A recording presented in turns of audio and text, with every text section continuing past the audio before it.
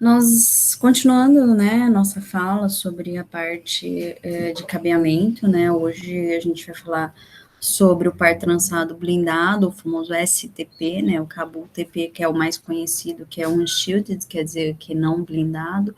O par trançado blindado, né, vem do conceito da sigla, né, Shielded Twisted Pairs, STP, onde cada par de fio é isolado individualmente e trançado nessa forma helicoidal, né, principalmente para proteger de ruídos elétricos. Uma grande problemática, né, que eu acredito que quem já trabalhou com a parte de redes, pode notar e ver que a gente enfrenta alguns problemas com relação a isso, que é o seguinte: a gente, geralmente as pessoas passam cabo elétrico perto de cabo de redes. Como vocês já notaram, o cabo de rede, ele é um cabo elétrico, né? Ele faz um pulso muito menor um pouco que a de um cabo elétrico, mas ele não deixa de ser um cabo elétrico. A forma e o cuidado que a gente tem que ter quando a gente trabalha, né, com um par trançado, é esse cuidado da interferência, principalmente porque as pessoas não respeitam as regras. Existe uma regra que fala que o cabo par trançado, ele tem uma distância média de se ter de cabo elétrico, tá? É uma realidade, principalmente para evitar interferência. Apesar de que o cabo vem protegido, isolado, principalmente para aquela parte de interferência.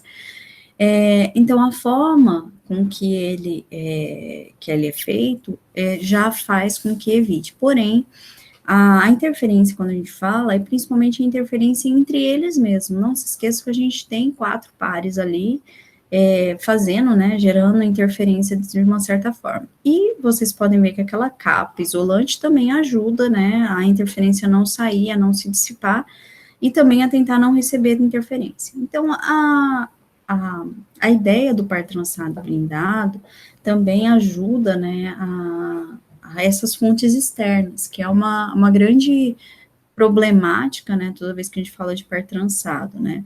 Gente, mas não é que derruba, não é que, sabe, mas é um quesito que às vezes as pessoas não respeitam.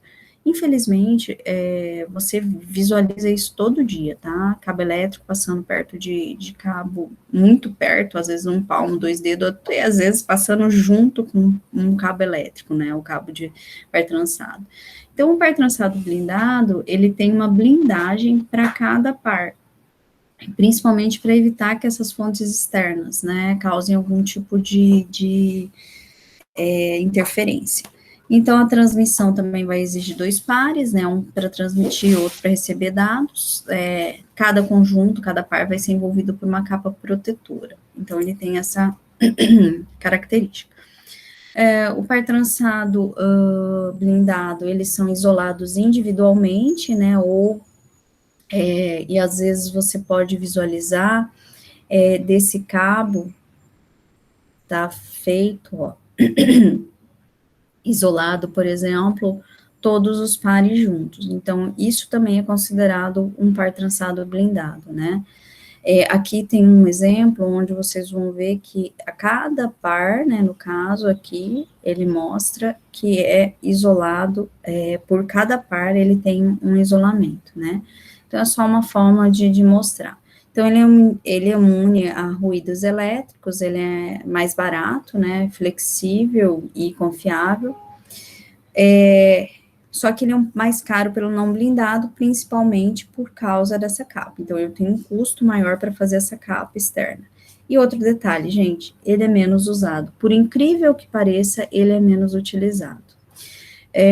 Um outro cabo que talvez vocês vejam, trabalhem, principalmente agora que a gente está aí, principalmente antigamente nas redes, nas TVs por assinatura, né, que a gente chamava a famosa TV a cabo, né, e hoje em dia essa TV a cabo migrou. Essa TV agora, ela é uma TV, como que a gente fala? Ela é a TV em si, o cabo está sendo utilizado para transpor bastante a internet. Hoje em dia, por exemplo, a Claro, né, a antiga NET, ela traz, né, a internet a cabo, né, é um cabo coaxial até a sua residência, né. Um detalhe importante, toda vez que a gente fala do cabo coaxial, ele tem uma melhor blindagem, né, então ele principalmente porque ele tem o que a gente chama de um isolamento exterior, se vocês notarem esse isolamento aqui, esse isolamento preto, tá? Ele é muito mais rígido, né? Principalmente porque para ele proteger, né, o núcleo, né, em si, que é esse fio de cobre. Aqui vocês podem ver aqui o fio, né, um fio de cobre bem fininho em si. Ao redor desse fio de cobre, eu posso ter um isolamento, né? Esse isolamento é um isolamento plástico, às vezes, que torna ainda mais rígido ainda esse cabo. E sempre vocês vão encontrar o que a gente chama de malha de cobre. Então, até ele faz toda essa proteção. Então, eu tenho um isolamento exterior, eu tenho uma malha de cobre para proteger contra qualquer tipo de interferência, eu tenho um isolamento plástico e depois eu tenho o fio de cobre, que é onde, gente, passa os dados em si. Então, ele é considerado, por ele ser blindado, ele protege muito bem contra interferências. Não é à toa que a gente utiliza e trabalha, algumas, né, empresas ainda trabalham com esse tipo de cabeamento, né. E ele também é bem lembrado quando a gente falava da topologia barramento. Ele foi muito, mas muito utilizado nessa topologia, que há muitos, 15, 20 anos, 30 anos atrás, eram bandas redes, o boom, né, em si, é usar esse tipo de topologia, né, a topologia barramento e também na topologia em anel, pela característica dele estar trabalhando. Um outro cabo muito importante também, agora que virou o bando momento, apesar de que ele ainda é um pouco mais caro, né? Nós temos o cabo de fibra, né? Agora a gente fala das operadoras, né? Vivo Fibra, não sei que fibra, tudo fibra, principalmente porque agora eles estão, além de estarem, porque antes a fibra ela é muito utilizada para redes de longa distância pela capacidade de transmissão dela ser muito boa. Só que o custo ainda era muito alto. Então, a longa distância ainda valia muito a pena, né? Vira e mexe, a gente escutava assim, a internet caiu. Por que a internet caiu? Porque uma fibra foi rompida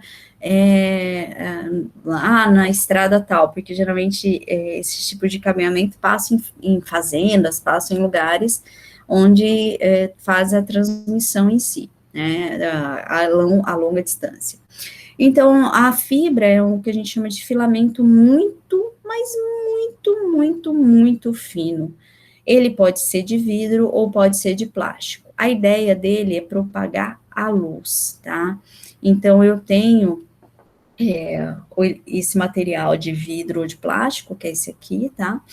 Onde, o que acontece com a fibra? Ele transmite usando uma fonte de luz, então ele gera o sinal ele é enviado, e esse sinal ele é propagado por uma reflexão interna, então ele vai batendo, até chegar no meu destino.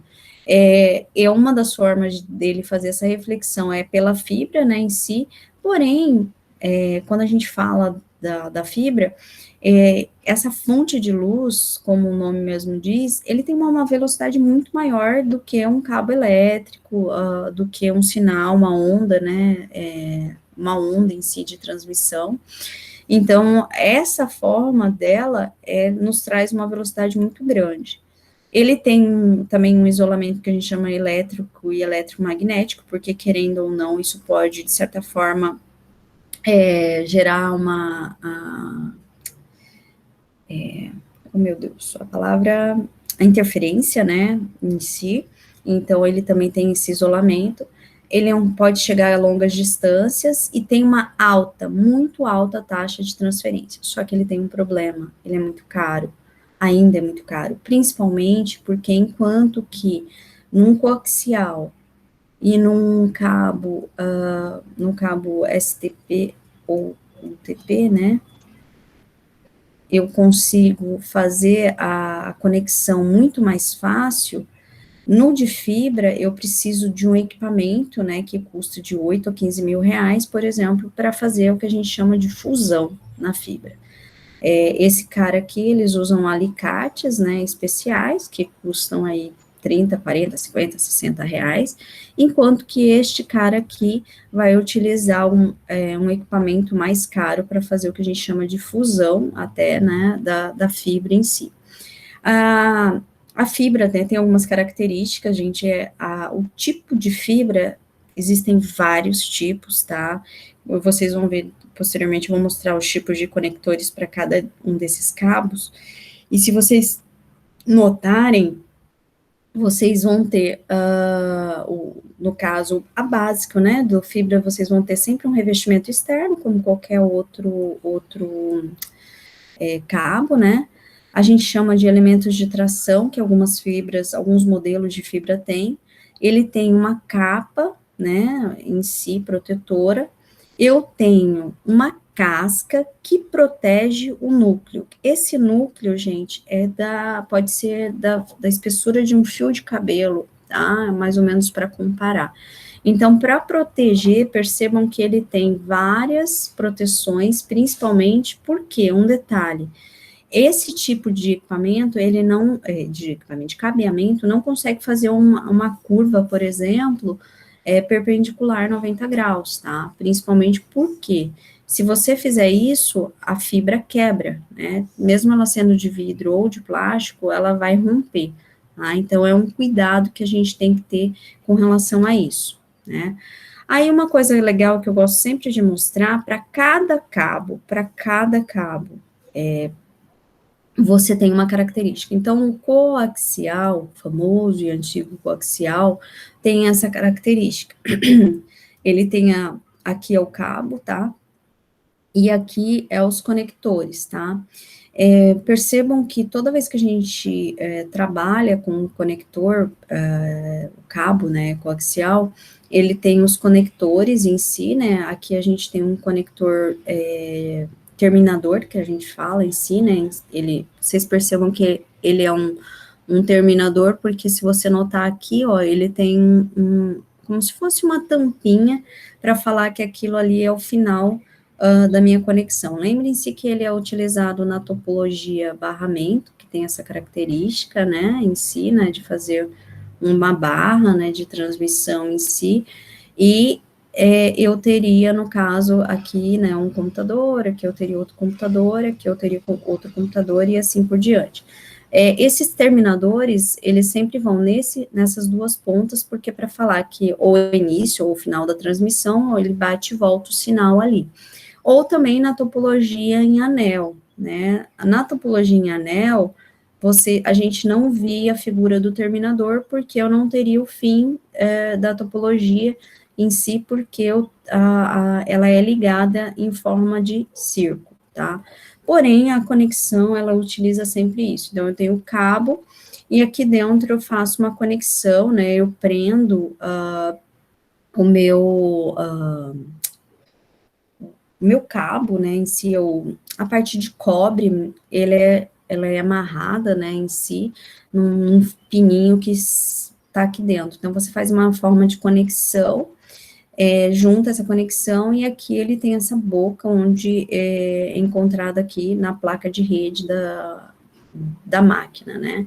Aqui seria para você expandir, né, e de um ponto a outro, porque ela só vai funcionar nessa topologia em barramento, em anel, e na topologia barramento, então são as duas topologias que geralmente vocês encontram esse tipo de conectores, né? Então, são tecnologias que funcionam até hoje, né? Não caiu em desuso, um dia vai cair, gente, mas é uma realidade, principalmente pela característica do cabo em si. O RJ45, ele é o mais famosinho, né, vamos dizer assim, ele é o que a gente trabalha, a gente vê ele funcionando há muito tempo, né, o nosso RJ45, ele tem algumas características importantes, onde a gente tem uns nomes, né, a gente nunca fala, né, quando a gente fala RJ45 macho, quer dizer que é aquele conector que vai lá no cabo. Então, quando eu tenho o meu cabo de rede, né, em si, opa, cabo gordinho, ele vai ficar aqui nessa ponta, né? Na verdade, ele fica sempre nas duas pontas, dependendo de quem for a minha extensão em si. Porque ele pode chegar, por exemplo, em uma tomada. Então, às vezes, por exemplo, quando você tem um RJ45 fêmea, você vai ter o conector aqui, né, o conectorzinho, e aqui você conecta a fêmea, que são as famosas tomadinhas, tá? Essa tomada também tem as categorias, tá? A gente sempre tem que tomar bastante cuidado com ela, porque ela vai ter, assim, a categoria escrita bem... Aqui não dá para ver o desenho, mas aqui, sempre no desenho, ela tem aqui, ó, onde você encaixa os cabos. E aqui, ó, ele vai falar assim, ó, o tipo da categoria, né, o padrão, né, de crimpagem. Então, ele lista até aqui, ele tem um gabaritozinho, uma colazinha para você fazer. E aqui que vai o cabo de rede quando você terminar, né, então, às vezes, por exemplo, você está fazendo uma ligação de rede, onde, por exemplo, você vai fazer uma ligação sem conector, porque ele vai conectar desse lado, né, você crimpa ele aqui, com um alicate que a gente chama de pulsão, né, onde ele vai fazer a crimpagem tanto desse cabo como desse cabo. A diferença é que entre desses dois, dois tipos de alicates, esse aqui lembra muito o alicate de crimpagem de cabo telefônico. Esse cara, ele já a gente chama de pull down, porque ele exerce uma força sobre esse cabo, onde faz com que essa garrinha que ele tem aqui, que ó, ele é como se fosse uma garra aqui, onde você coloca o cabo e ele meio que rasga o cabo aqui dentro para fazer a conexão elétrica, né, entre eles. Aqui nós temos aqui a tomada completa, né, onde você vê o espelho, e ele também tem um que a gente chama de proteçãozinha. Essa proteção aqui que ele coloca, você pode colocar em cima desse, para proteger, de alguma forma, o cabo em si. Aqui também existem outras formas de proteção, onde você encaixa também dos dois lados aqui. E isso aqui, por exemplo, é uma tomadinha mais simples ainda, onde você só tem o conector RJ45. Então, o conector RJ45 fêmea, ele tem essa característica, aqui dá para ver um pouquinho mais os dois tipos de padrão, ó, ele fala qual a categoria, né, ele te dá um gabarito, mais ou menos, para você seguir, e é só você colocar os cabos, geralmente você coloca o cabo aqui, e no caso os fios você vai puxando, né, no caso, 4 cabos para cada lado, e você encaixa exatamente onde está essa roda dentada em si, e nessa roda dentada é que a gente aplica o alicate, né? Então, o alicate, existem dois alicates, um para esse tipo de cabo e o outro para esse tipo de conexão. Então, o RJ45, ele também é padrão, né? Principalmente um dia que vocês tiverem contato com ele, vocês sempre vão visualizar e sempre vão ver esse tipo de cabeamento. Eu falo que é muito difícil vocês nunca terem crimpado um cabo desse, porque é natural, normal de se utilizar. Onde agora a gente tem, por exemplo, o cabo de fibra. Olha a quantidade de cabos que a fibra tem. Principalmente porque esse cara aqui, ele vai mudar muito, tá? Então, nós temos uma qualidade e uma variedade de cabeamento de fibra ótica dos mais diferentes possíveis. Percebam que aqui ele tem um conector FC, vocês têm um conector LC, um conector SC, um conector FDDI, um M2 Array, um SC duplex e um ST. Isso tudo aqui são tipos de conectores, vai depender da fibra que vocês estiverem trabalhando e do que a gente estiver fazendo em si na rede em si, tá? E lembrando que para fazer essa conexão do cabo aqui, ó, para ela conectar isso daqui, eu preciso de equipamentos muito específicos. A fibra em si, ela ela permite que vocês façam a fusão, não é a palavra, a fusão que permite fazer, por exemplo, não é gambiarra, mas fazer extensão daquela rede. Por exemplo, se algum cabo romper, eles não passam o cabo novamente, eles vão lá e consertam através da fusão da fibra ali, então eles vão e fazem a fusão.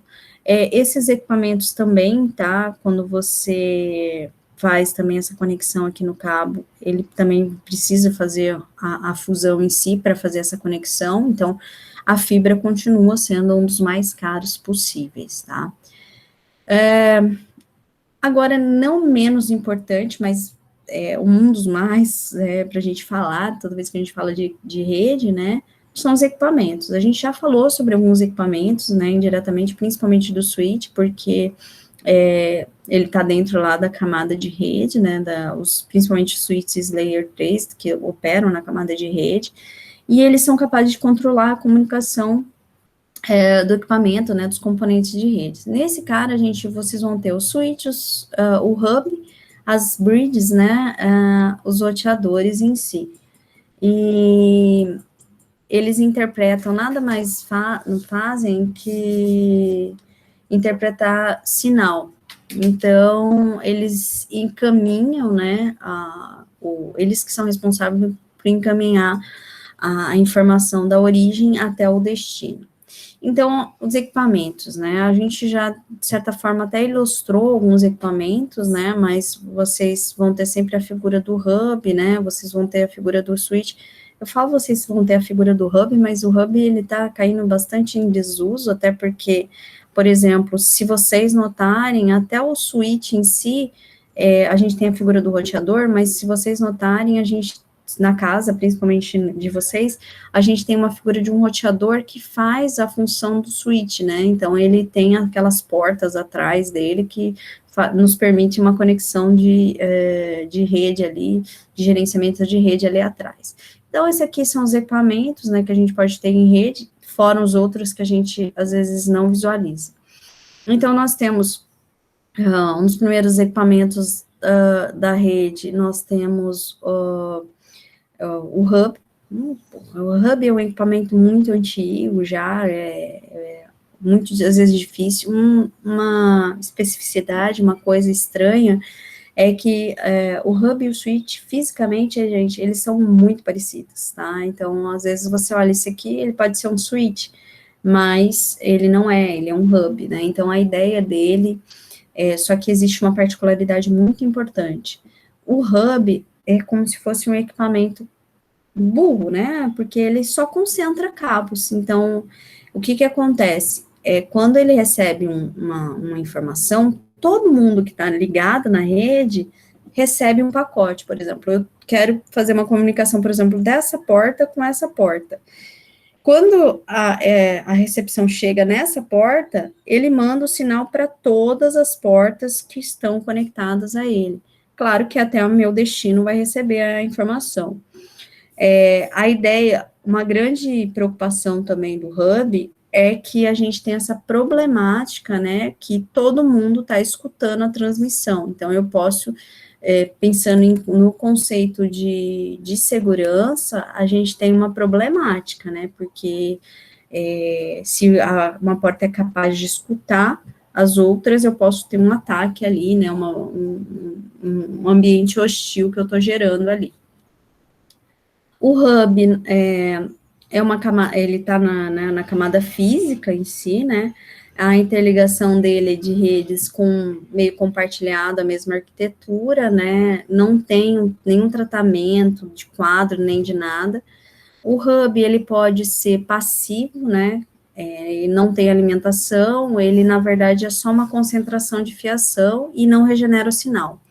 Já um hub ativo, né, que tem uma alimentação elétrica, ele pode amplificar, melhorar o sinal quando ele recebe, principalmente regenerar algum sinal, e ele também é considerado um repetidor multiporta, né, o hub, ele tem essa característica, né.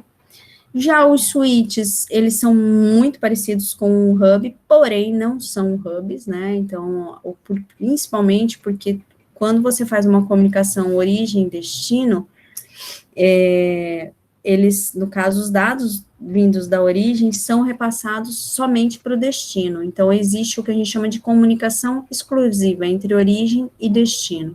Então, ela permite que essas transmissões simultâneas, né, e conversas paralelas aconteçam. Então, ele pode suportar diversos tipos de interfaces também. É muito... por exemplo, um hub, não, geralmente quando você fala com hub, a velocidade é geral em todos. Já o switch, ele permite esses diversos tipos de interface, inclusive, o switch, os mais novos, tem portas que a gente chama de portas de alta velocidade, onde a gente tem o nosso famosinho cabo de fibra ótica, tá?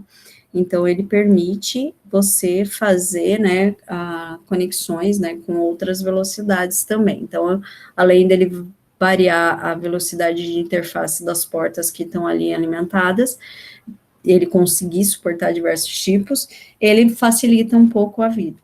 O switch, ele opera na camada de enlace, né, principalmente porque ele é capaz de encaminhar os pacotes com endereço MAC, mas ele também pode operar na camada 3, que é na camada de rede. Lembra que a gente falou, principalmente, que os switches, eles estão ganhando as propriedades, né, de roteadores, né, principalmente com as características da camada de rede que a gente falou nas aulas anteriores. O switch na camada 2, a ideia dele básica, né, quando a gente tem o switch na camada 2, ele tem a camada física abaixo dele, e eu tenho switches que a gente chama Layer 2, né, que, na verdade, quando a gente fala switch, vocês sempre esperam que ele trabalhe nessa camada de enlace. Só quando a gente fala de switch Layer 3, é que a gente está falando que ele opera na camada de rede, tá? O switch, não é à toa que ele é chamado de comutador, né, principalmente porque ele está trabalhando na camada de enlace, que é onde a gente trabalha muito com esse termo de comutador de quadros, né, que é troca de quadros em si. Uma das características, quando a gente fala de switch e de comutador, é que na camada de enlace, a gente trafega a nível de endereço MAC, tá? Principalmente, não importa o IP. Então, lá na camada de enlace, ele está preparando o endereço MAC address daquela máquina. Então, ele faz essa troca de quadros. O switch pode segmentar uma rede, né, fazer segmentação. Então, você às vezes pode ter um switch e trabalhar com várias VLANs, por exemplo. A gente pode fazer redes virtuais dentro de um switch, né?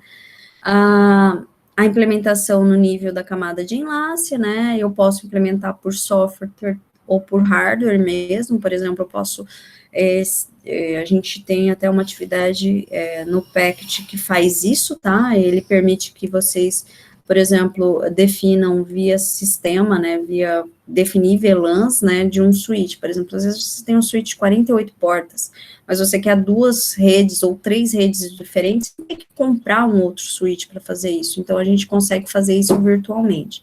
Então, eu permito que ele interligue, né, várias tecnologias a título de transmissão, para melhorar principalmente o conceito de transmissão. Então, é muito importante, né, a ideia do switch em si trabalhar.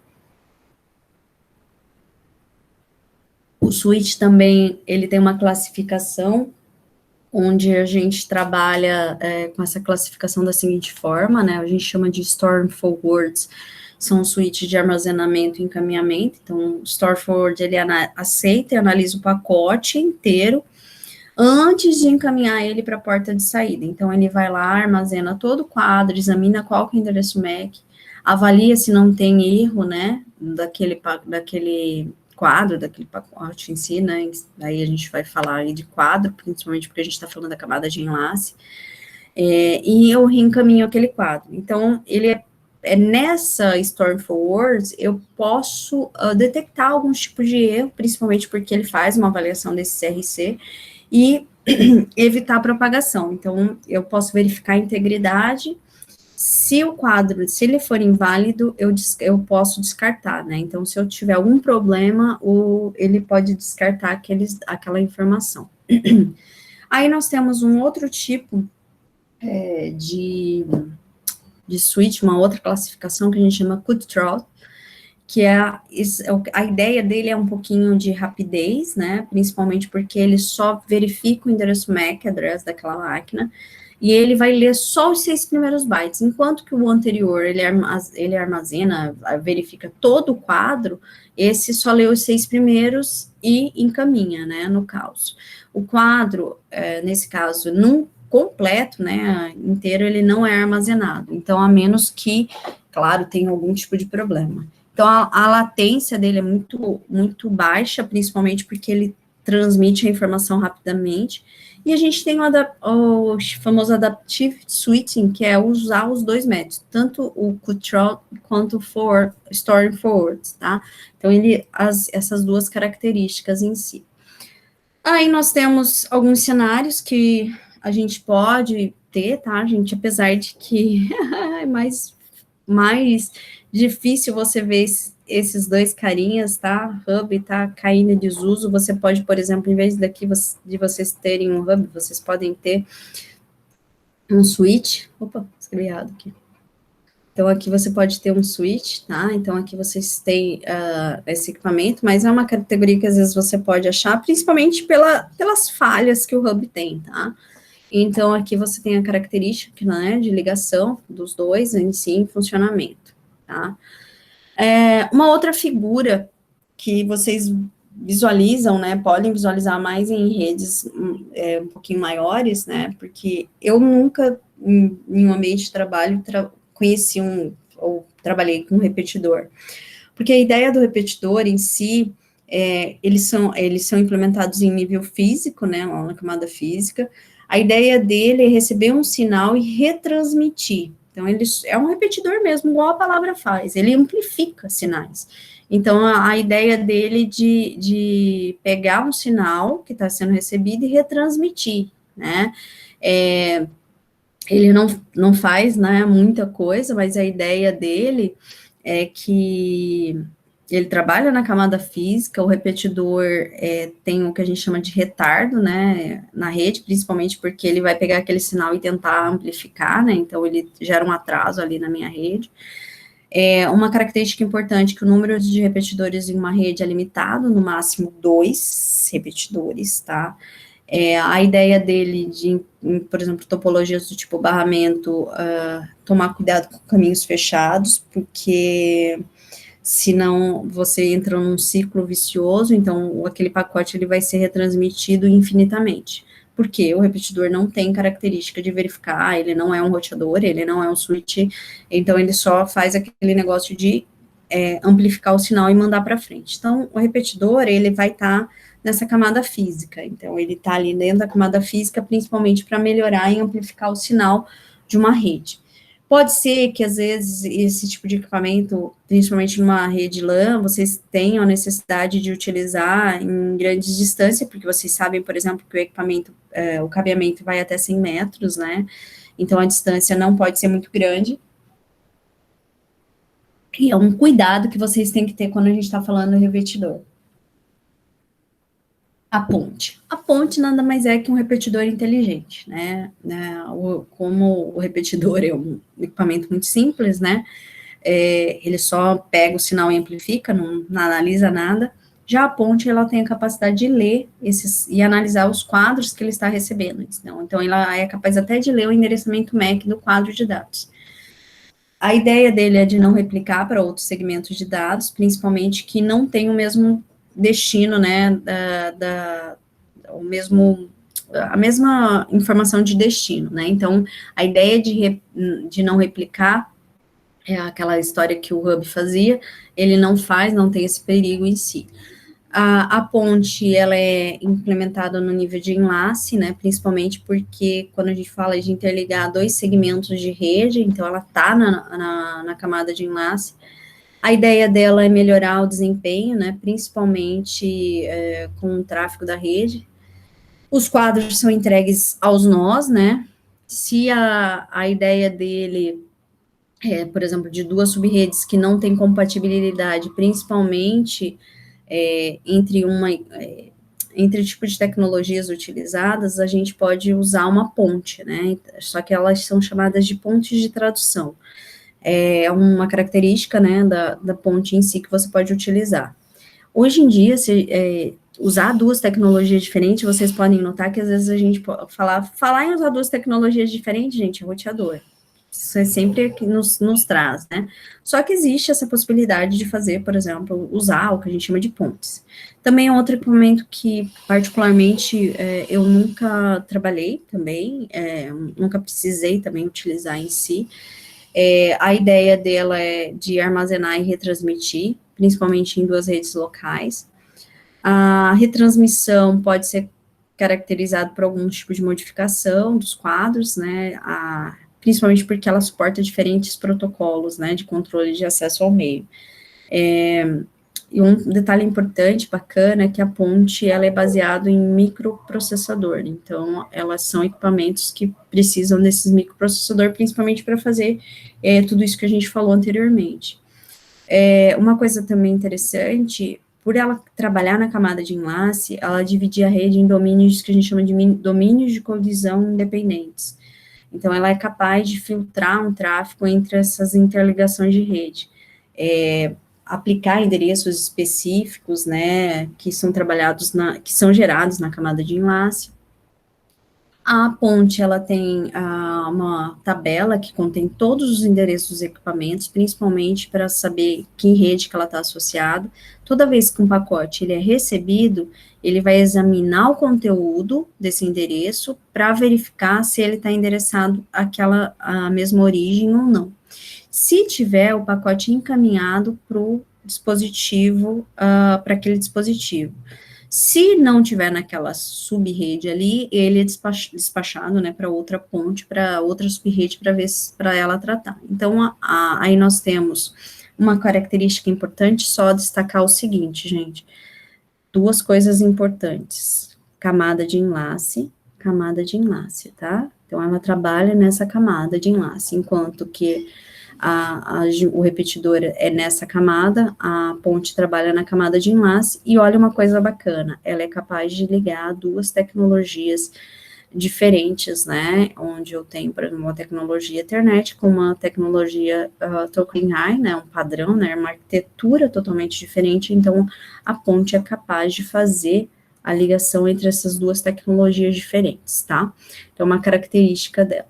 Existem vários métodos de conexão, principalmente toda vez que a gente fala da ponte, pelas essas características dela, a gente tem o conceito de cascateamento, onde eu tenho os elementos interconectados em estrutura de sequenciais, né? Eu tenho a sobrecarga desses elementos intermediários, principalmente com relação a tráfego, né? Para aquele segmento das pontas que estiverem, e tem um tipo backbone, né, que é uma que a gente chama de espinha dorsal.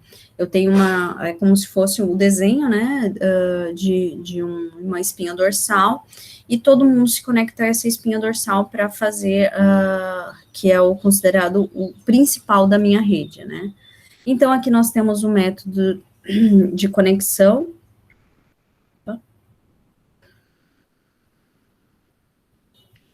No caso, em cascata, vocês têm aqui, ó, o segmento 1, o segmento 2 e o segmento 3, né? Percebam que este cara aqui, ó, ele tá ligado nessa ponte. Este cara aqui, no caso, como ele é uma cascata, ele vai estar ligado nesta ponte, né, para fazer a conexão com a de cima e com a de baixo. E este cara aqui, no caso, faz a conexão com esse segmento 2 e com o segmento 3, tá? São características, tá? Só um detalhe importante, a gente está falando aqui de ponte, mas ele também, eu posso fazer isso, por exemplo, com um switch também, tá? É uma forma até de cascateamento, muito parecido também com os switches que a gente vê ultimamente. Já nesse método de conexão do tipo espinha dorsal, né, do tipo backbone, né, vocês têm os mesmos segmentos, né, tem a ponte, né, que vai fazer a interligação desses 3 segmentos, só que vocês têm a figura dessa espinha dorsal, quer dizer, aquela ponte, ela é ligada ao esse conceito de espinha dorsal, onde esse cara aqui é o principal da tua rede, né? Então, principalmente o que é utilizado, esse conceito de conexão é o que é utilizado principalmente hoje em dia na internet. O mais importante, né, de todos os bichinhos, né, principalmente de equipamentos que a gente trabalha, é o roteador.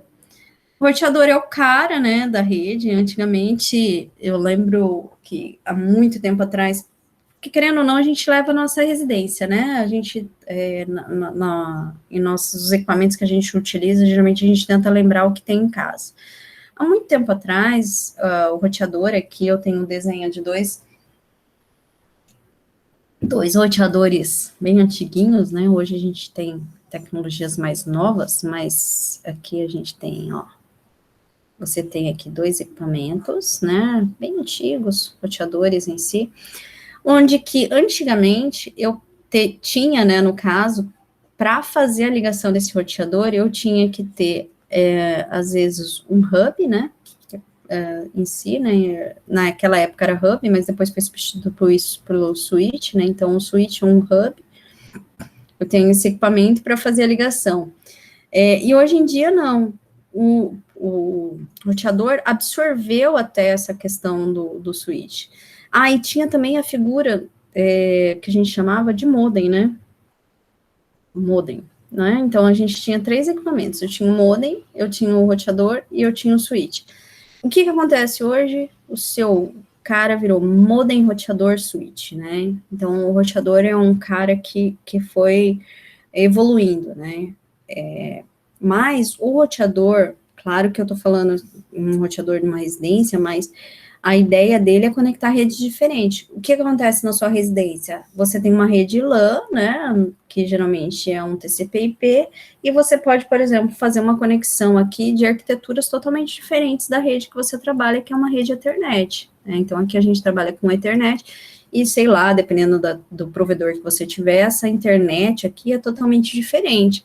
Então, por isso que o conceito do roteador é permitir fazer essa conexão, igual lá a ponte, que eu falei que a ponte faz, né, de unir tecnologias diferentes, o roteador também faz isso, né, só que ele vem com um pacotinho extra, que a gente chama de escolher a melhor rota, que a gente já falou sobre ele, principalmente na camada de rede, né.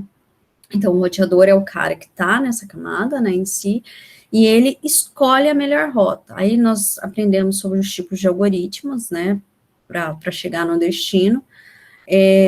A gente tem o conceito de mais curto e menos congestionamento. O básico é isso, mas nós temos os nossos algoritmos de roteamento que são específicos, que fazem aqueles cálculos que nós já trabalhamos anteriormente. Ele é implementado no nível de rede, ele retransmite pacotes de várias redes em si, né? Ele também é possível ele fazer filtragem e retransmissão, principalmente baseado no endereço da rede.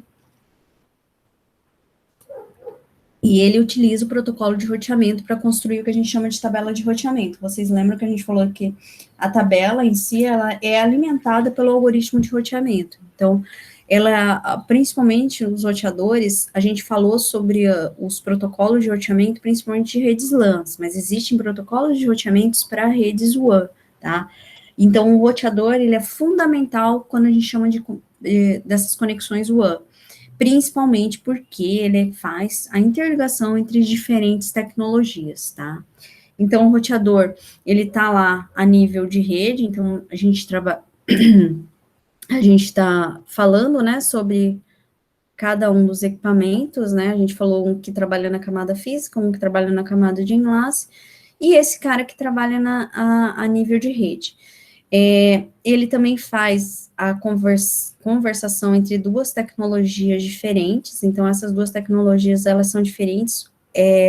Antigamente, se elas fossem diferentes, eu não conseguia conversar, mas a partir do momento que a criação do roteador permite isso, é claro que além dele estar trafegando na camada de rede, que permite que a gente faça o conceito de até o nome dele, né, roteamento, né, é, ele tem essa característica, até porque ele está na camada de rede em si, é uma das características desse equipamento, então ele tem essa capacidade de roteamento, além de conversar com duas tecnologias diferentes, né, então aqui eu falei aqui nós temos a ponte, mas a ponte, ela faz conversa entre redes diferentes, principalmente porque ela está na camada de enlace, só que o meu roteador é o cara que faz, além de tecnologias diferentes, ele tem esse conceito de roteamento, tá?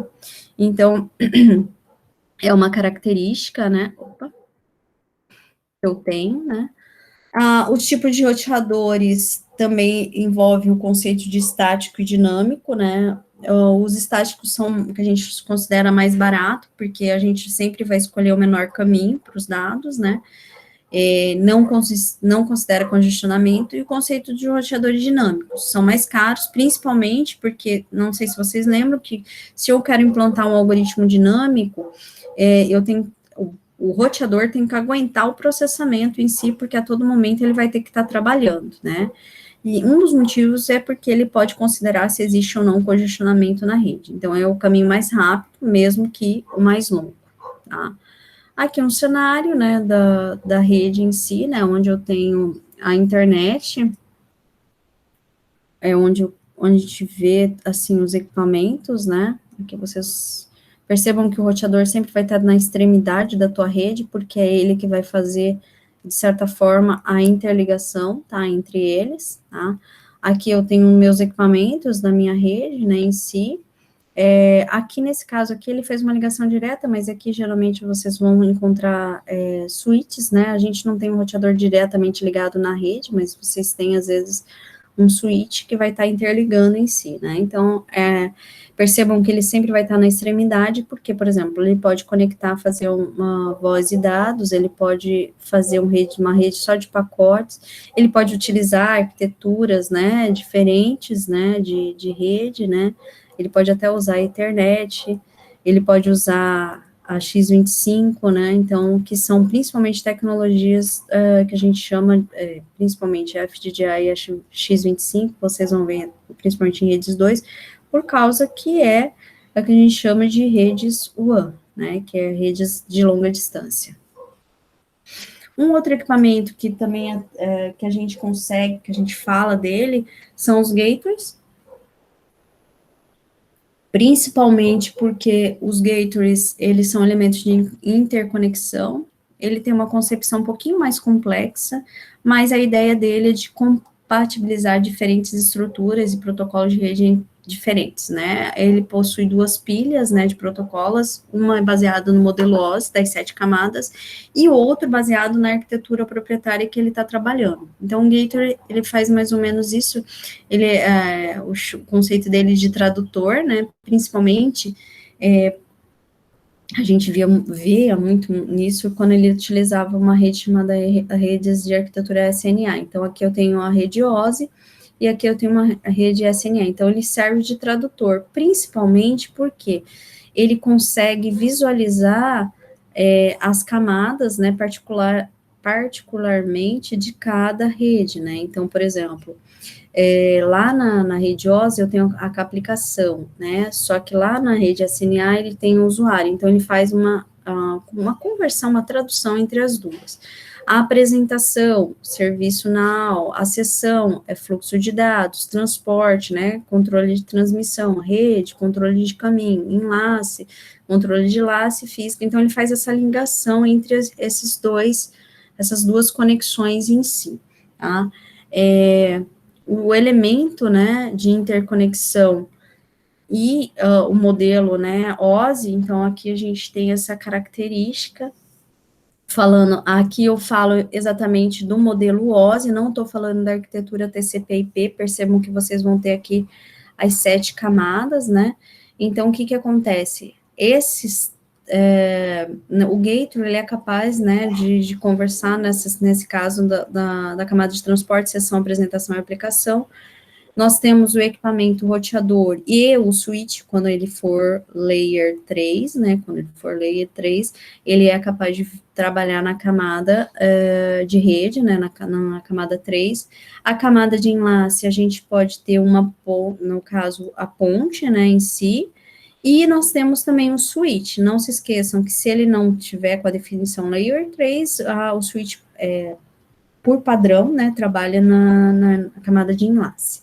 A camada física, nós temos o nosso bonitinho do nosso hub, né?